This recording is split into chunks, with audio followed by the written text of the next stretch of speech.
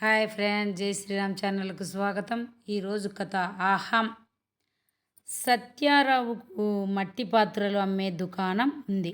కొనుగోలుదారులతో దుకాణం ఎప్పుడూ కిటకిటలాడుతూ ఉండేది. ఆయన దగ్గర మట్టి పాత్రలు నాణ్యతతో ఉండేవి. అంతేకాక అందరితో చక్కగా మాట్లాడేవాడు. సత్యారావు కొడుకు రాజు మంచి ఆర్టిస్టు.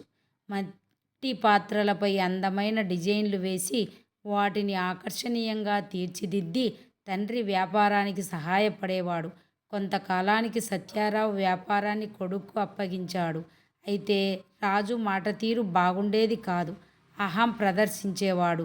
చిన్న పెద్ద అని తేడా లేకుండా మాట్లాడేవాడు. దుకాణానికి వచ్చిన వారిలో కొనుగోలుదారుణ్ణి మాత్రమే చూసేవాడు. వాళ్ళతో మనకి పలకరింపులేమిటి అనే మనస్తత్వంతో ఉండేవాడు. అయితే వచ్చిన వాళ్ళందరూ పాత్రలు కొంటూ మీ నాన్నగారు లేరా అంటూ ఏదో తెలియని అయిష్టతను రాజుపై చూపించేవారు. ఈ విషయం తండ్రితో చెప్తే, నేను నీలాగే తక్కువ ధరకు మంచి వస్తువునే అమ్ముతున్నాను కదా, మరి వచ్చే వాళ్ళంతా నాతో అయిష్టంగా మాట్లాడుతూ నిన్ను అడుగుతున్నారెందుకు అని తండ్రితో అన్నాడు. చూడు రాజు, మనం కొనుగోలుదారుని ఒక వ్యక్తిగా మాత్రమే చూడవద్దు. వాళ్ళు మనకు దేవుళ్ళతో సమానం. కొనుగోలుదారుతో ఒక అనుబంధం ఉండాలి. అప్పుడే వ్యాపారం వృద్ధిలోకి వస్తుంది అన్నాడు. నాన్న, అందరితో అలా మాట్లాడుతూ ఉంటే వ్యాపారం ఎలా జరుగుతుంది అన్నాడు. రాజు సమాధానం విని తండ్రి సరే కానీ మన రంగయ్య కొన్ని కూజాలు ఇస్తానన్నాడు. ఈ డబ్బు పట్టుకెళ్ళి ఆ కూజాలు పట్టుకురా అని పంపించాడు. రాజు రంగయ్య దగ్గరకు వెళ్ళాడు. ఆ సమయంలో రంగయ్య వేరే మట్టి పాత్రలు చేయడానికి మట్టిని మెత్తగా కాళ్ళతో తొక్కుతూ ఉన్నాడు. అది చూసిన రాజు, ఇంకా ఎంతసేపు తొక్కుతావు? మట్టి అంతా మెత్తగా అయింది కదా, ఇక పాత్రలు చేయొచ్చు కదా అన్నాడు. చూడు బాబు, ఈ మట్టిని తొక్కే పనిని మధ్యలో ఆపకూడదు అన్నాడు రంగయ్య.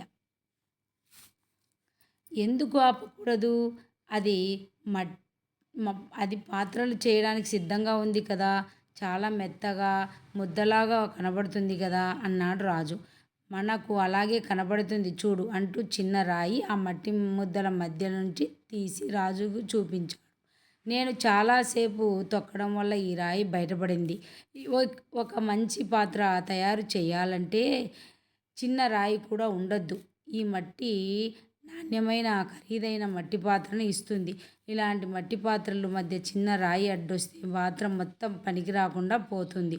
దాంతో మట్టి పాత్రను విలువ పడిపోతుంది అన్నాడు రంగయ్య. ఆ మాట రాజుకు మనసుకు సూటిగా తగిలింది.